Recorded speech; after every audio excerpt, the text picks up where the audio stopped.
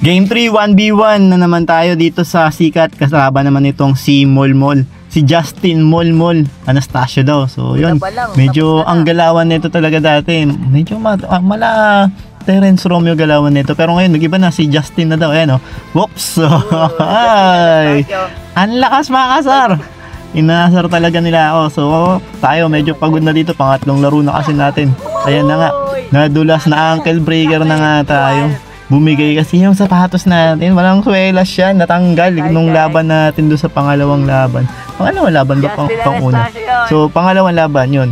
Natanggalan tayo ng swelas doon. At ito na nga. Malakas talaga mang asar itong, itong mga to. So, sinasabi nila serious mode na dalawa ko. Sige, seryosohin natin to ng konti.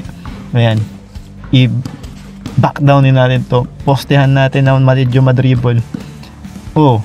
Kumakagat-kagat tuloy sa mga ano ba tawag sa ganong moves, no? Parang iniwan lang yung bola, nakahang yung bola. Maraming beses ko na nakakalaro to si Momol, pero madalas kakampi ko to kalaban yung mga 16 under above. So isipin nyo, ilang taon pa lang to, mga 15 under ata to si 15, 14 or 15 to si Momol, pero kumaalaban na sa mga mas matatanda sa kanya.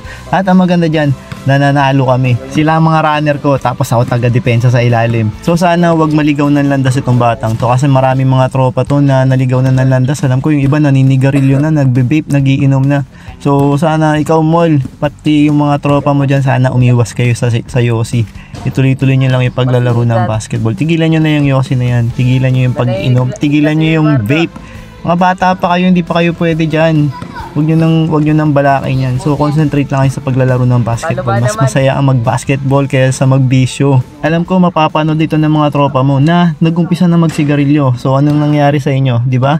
Ang bilis nyo na hingalin, hindi na kayo makasabay sa takbuhan. Hindi na nga kayo marunong maglaro ng basketball din. Nakalimutan nyo na dahil sa sigarilyo ninyo. So tigilan nyo na yan. Gayaan nyo na lang to si Momol.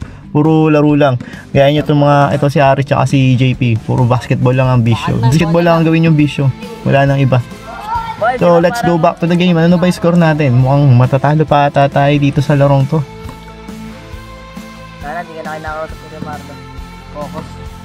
At ayun, focus na nga raw tayo dito kasi matatalo na naman tayo sa pangalawang pagkakataon at hindi pwede yun. Mga asar lalo itong mga batang to pag natalo tayo. So medyo pagod na tayo dito kasi maliliksi rin itong mga batang to, no? Kaliwat kanan takbo yan. Ito si Momol medyo marunong din umatake ng kaliwa, umatake ng kanan at may shooting din ito.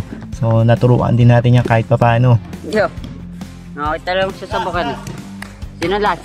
At ayan, last na nga si Momol. Tingnan natin kung matatapos niya. Ay naku, muntik pa tayo. Nakatira siya. Muntik tayo dun, ha. Ayan, tingnan natin. Alam ko napanood yun. Tanga, nasa likod mo. Maraming beses. At ilang beses yung napanood yan sa mga ibang streetballers. So syempre, tayo alam din natin. Tanga, nasa likod mo.